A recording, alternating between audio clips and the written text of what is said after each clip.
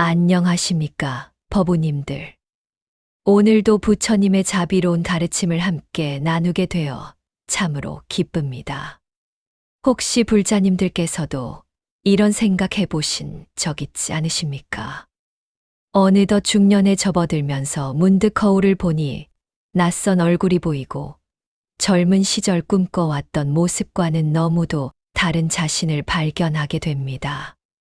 아이들은 이미 다 커서 각자의 길을 걸어가고 부모님은 점점 연로해지시고 직장에서는 후배들이 활발하게 활동하는 모습을 보며 자신은 뒤처지는 것 같은 느낌을 받기도 합니다. 내 인생이 이게 다인가? 이제 내리막길만 남은 것은 아닐까? 젊은 시절에 하지 못한 것들, 이제는 정말 포기해야 하는 건가? 이런 마음이 드실 때가 있으시죠. 특히나 우리 50대, 60대 불자님들께서는 더욱 깊은 고민에 빠지시는 경우가 많습니다. 자녀들 교육비며 부모님 병원비며 온갖 경제적 부담은 무겁기만 하고 건강도 예전 같지 않아서 매일 아침 일어날 때마다 몸 여기저기 아픈 곳을 점검하게 됩니다. 그런데 정말로 중년이라는 것이 내리막길의 시작일까요? 정말로 우리의 가장 빛나는 시절은 이미 지나간 것일까요? 오늘 이 시간에는 부처님의 지혜로운 가르침을 통해서 중년으로 새롭게 살아가는 것이 얼마나 아름답고 의미 있는 일인지 함께 살펴보려고 합니다.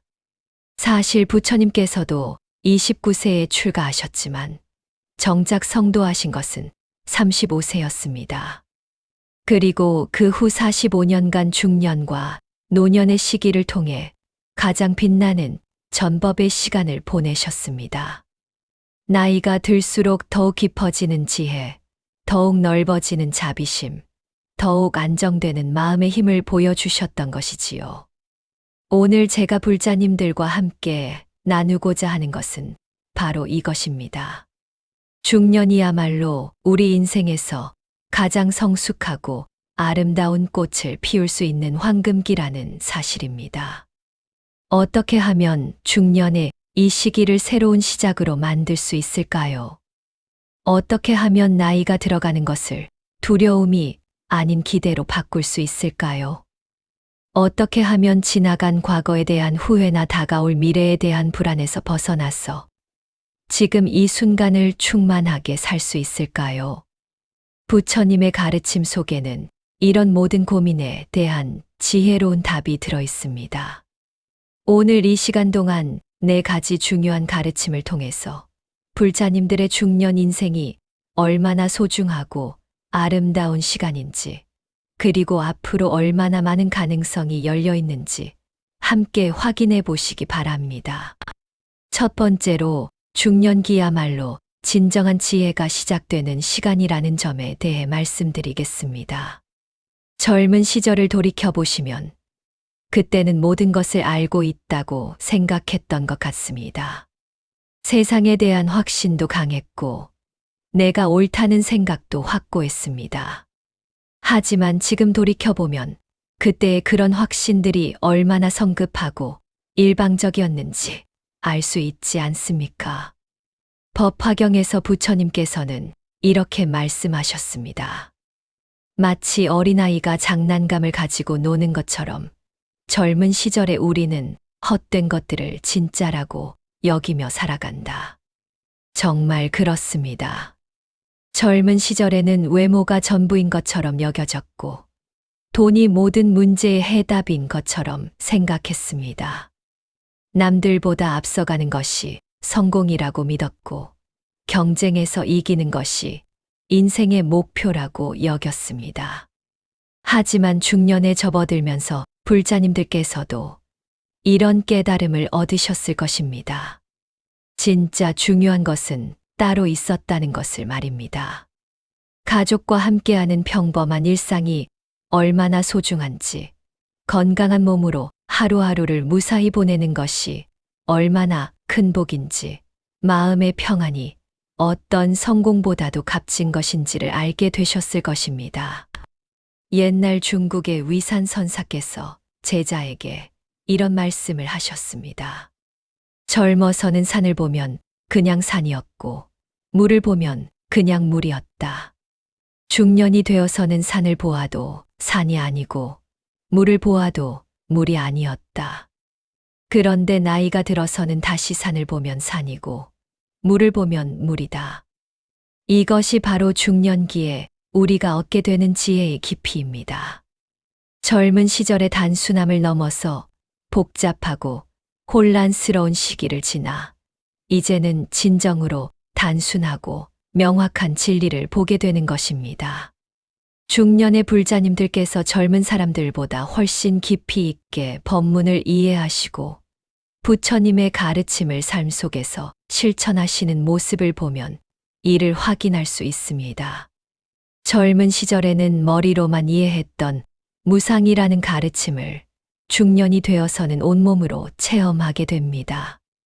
부모님의 노쇠하심을 보면서 자신의 몸의 변화를 느끼면서 주변 사람들과의 이별을 경험하면서 무상의 진리를 깊이 깨닫게 되는 것이지요. 그리고 이런 깨달음은 오히려 우리를 더욱 자유롭게 만들어줍니다. 젊은 시절에 그토록 집착했던 것들이 사실은 그리 중요하지 않다는 것을 알게 되니까 마음이 한결 가벼워집니다.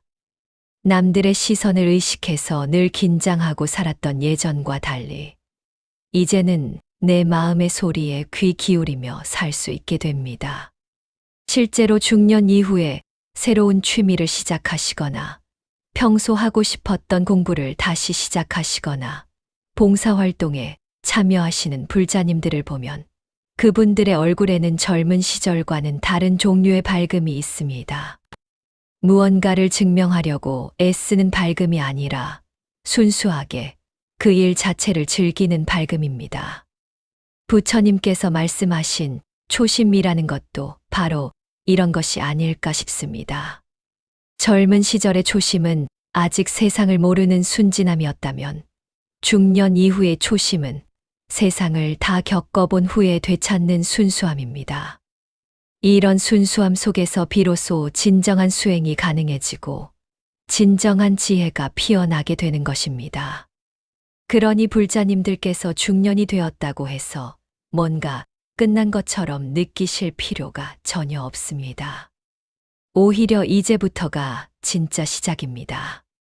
젊은 시절의 혼란과 방황을 뒤로하고 이제는 진정으로 의미 있는 삶을 살아갈 준비가 완료된 것입니다. 매일 아침 일어나실 때 이렇게 생각해 보십시오.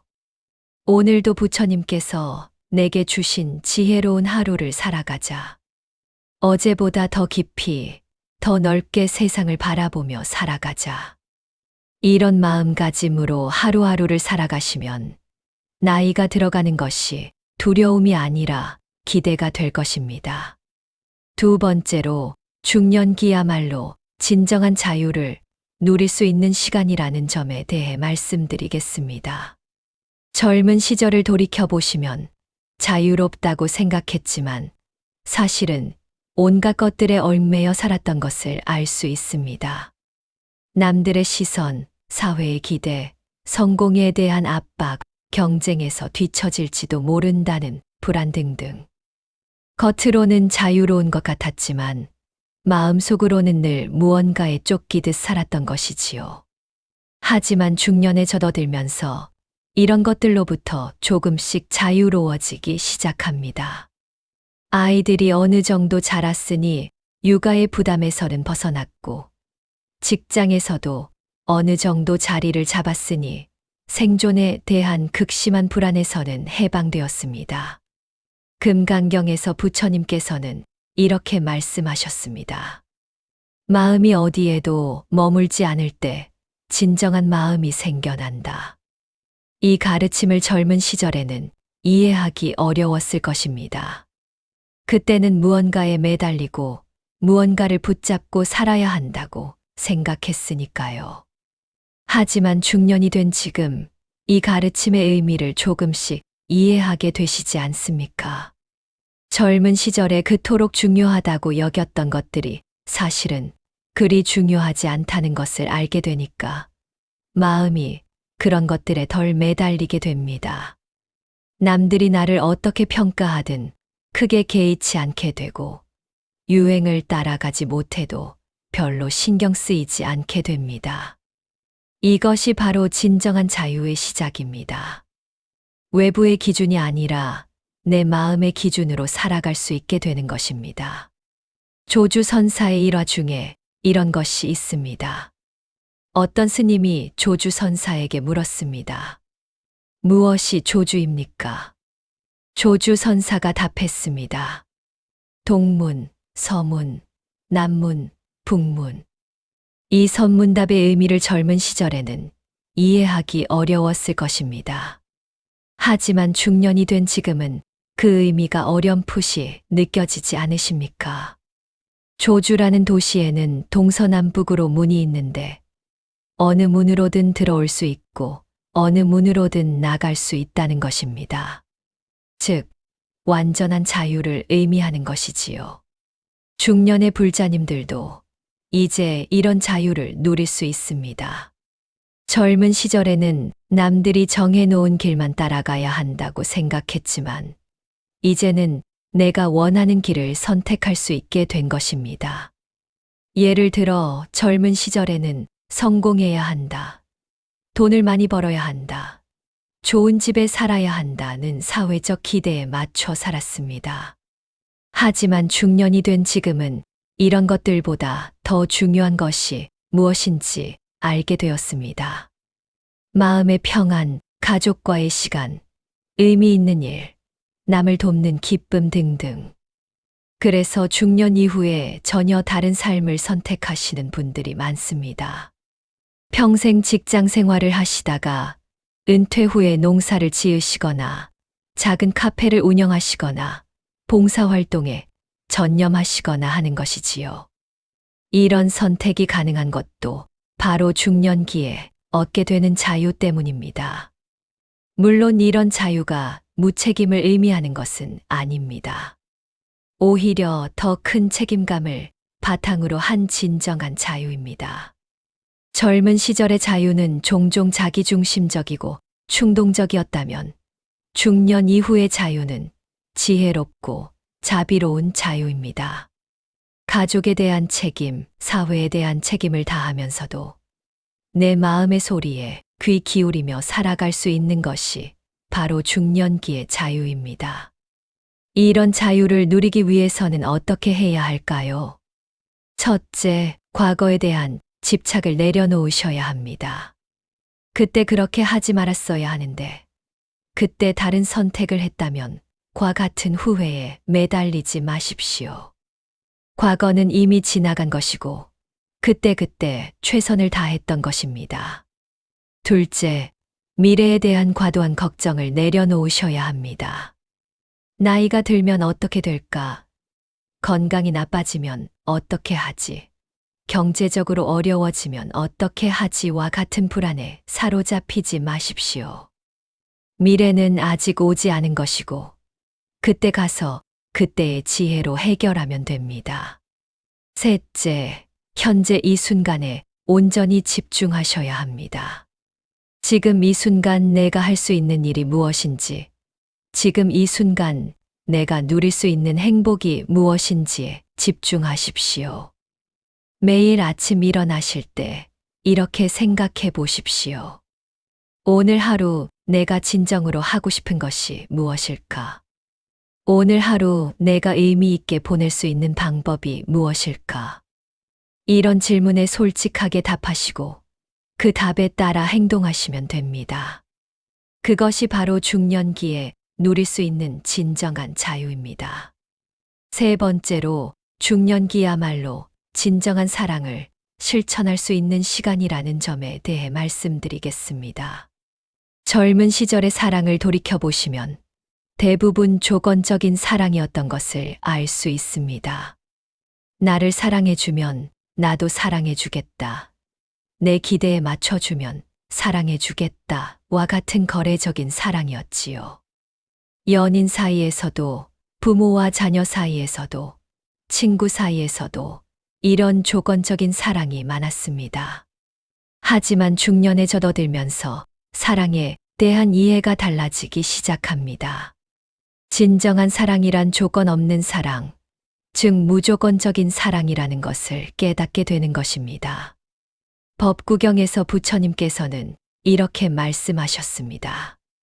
모든 존재를 사랑하라. 마치 어머니가 외아들을 사랑하듯이. 어머니의 사랑이야말로 무조건적인 사랑의 대표적인 예입니다. 아이가 잘못을 저질러도, 아이가 기대에 못 미쳐도 어머니의 사랑은 변하지 않습니다. 오히려 아이가 힘들어할 때 더욱 간절해지는 것이 어머니의 사랑입니다. 중년이 된 불자님들께서는 이제 이런 무조건적인 사랑을 실천할 수 있는 여유와 지혜를 갖추게 되었습니다. 젊은 시절에는 자신을 지키기에도 급급했지만 이제는 다른 사람을 돌아볼 수 있는 마음의 여유가 생겼습니다. 특히 부모가 된 불자님들께서는 자녀에 대한 사랑을 통해 무조건적인 사랑이 무엇인지 체험하셨을 것입니다.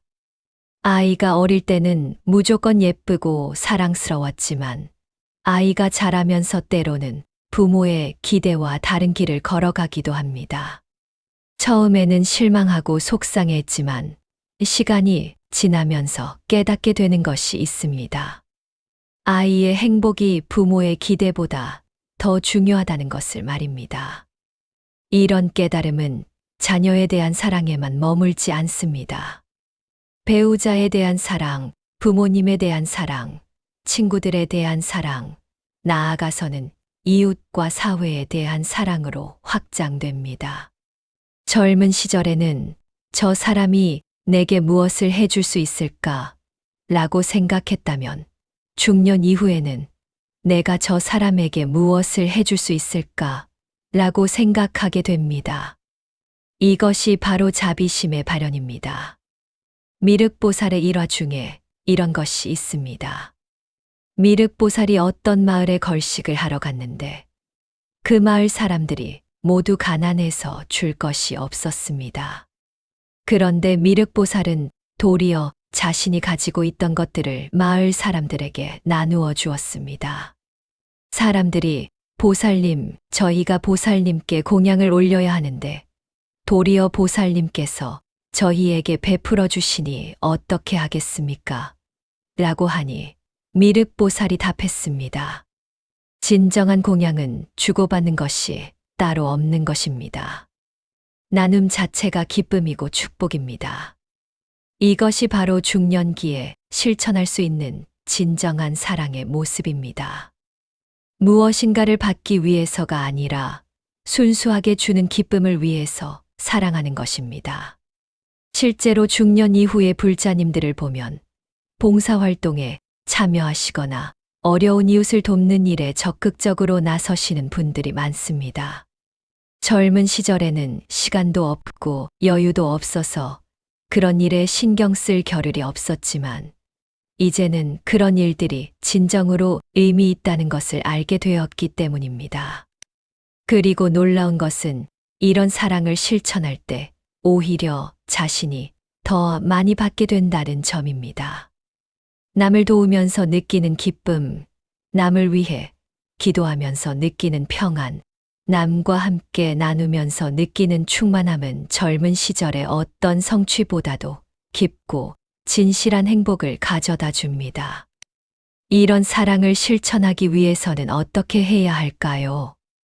첫째, 내 마음 속에 있는 판단을 내려놓으셔야 합니다.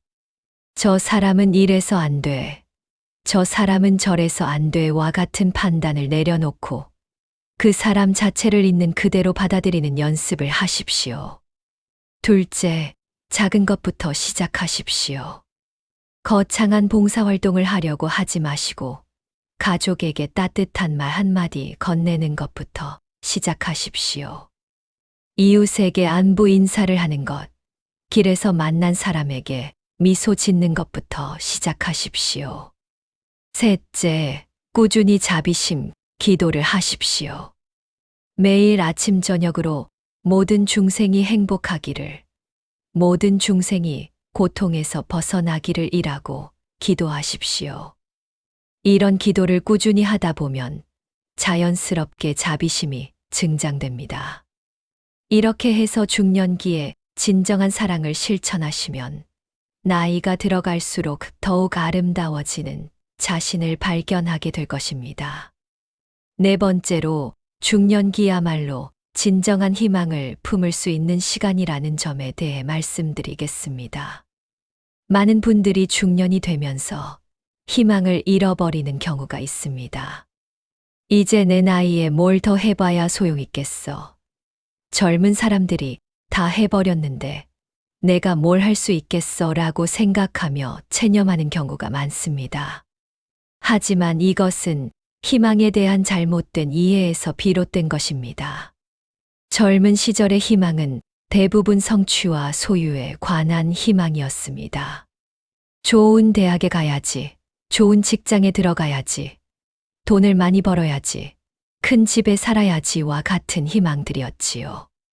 하지만 중년이 되어서 이런 것들을 어느 정도 이루어 보니까 깨닫게 되는 것이 있습니다. 그런 것들만으로는 진정한 만족을 얻을 수 없다는 것을 말입니다. 오히려 그런 것들을 얻고 나니까 공허함을 느끼게 되었다는 분들이 많습니다. 그렇다면 중년기의 진정한 희망은 무엇일까요? 화엄경에서 부처님께서는 이렇게 말씀하셨습니다. 일체 중생이 모두 열애의 지혜와 덕상을 구족하고 있으나 망상과 집착으로 인하여 증득하지 못할 뿐이다.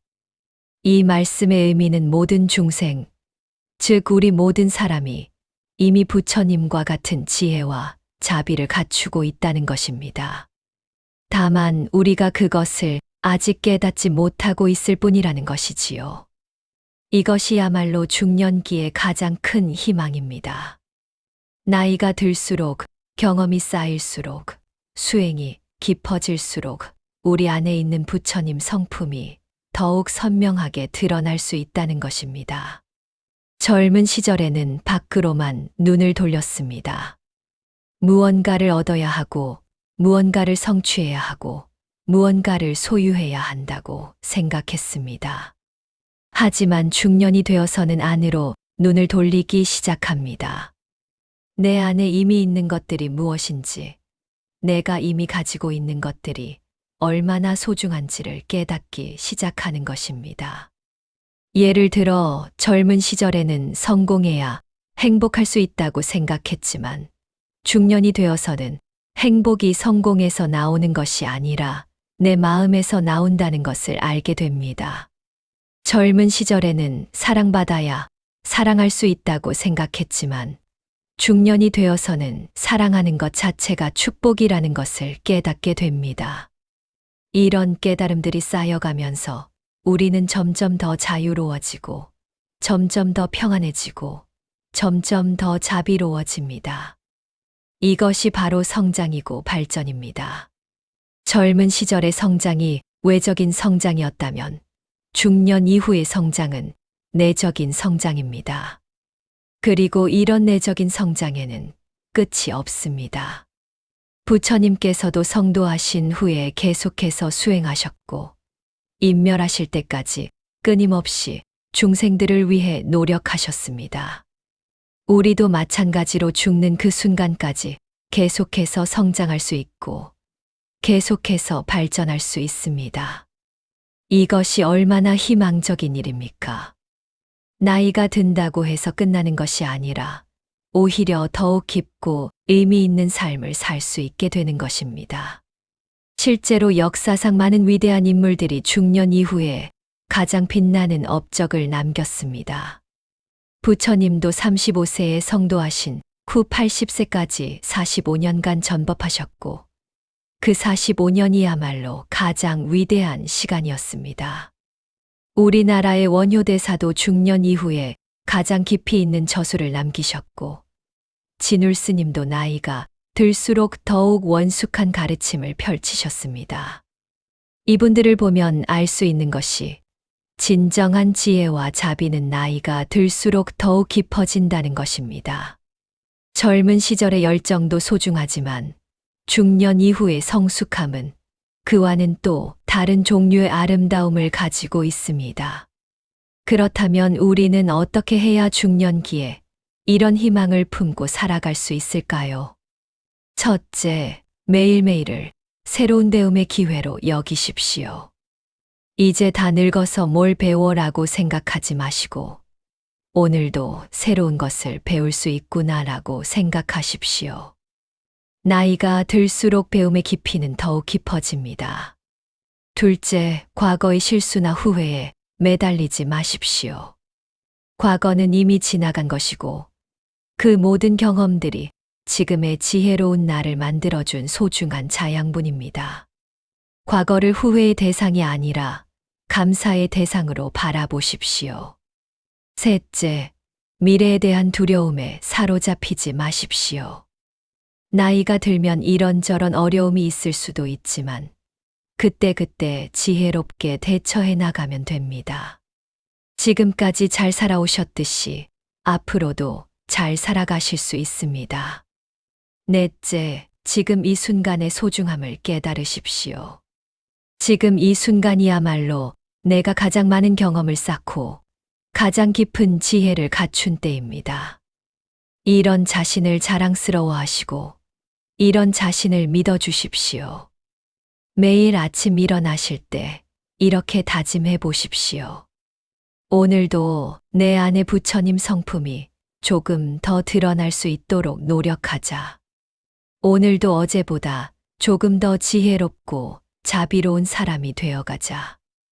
이런 마음으로 하루하루를 살아가시면 나이가 들어가는 것이 두려움이 아니라 기대가 될 것입니다. 법우님들, 오늘 이 시간 동안 중년으로 새롭게 살아가는 것의 의미에 대해 함께 살펴보았습니다. 첫 번째로 중년기야말로 진정한 지혜가 시작되는 시간이라는 점을 말씀드렸습니다.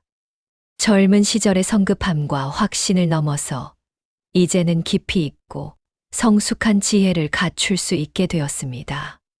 두 번째로 중년기야말로 진정한 자유를 누릴 수 있는 시간이라는 점을 말씀드렸습니다. 남들의 시선과 사회의 기대에서 벗어나서 이제는 내 마음의 소리에 귀 기울이며 살아갈 수 있게 되었습니다. 세 번째로 중년기야말로 진정한 사랑을 실천할 수 있는 시간이라는 점을 말씀드렸습니다. 조건적인 사랑을 넘어서 이제는 무조건적인 자비심을 실천할 수 있는 여유와 지혜를 갖추게 되었습니다. 네 번째로 중년기야말로 진정한 희망을 품을 수 있는 시간이라는 점을 말씀드렸습니다.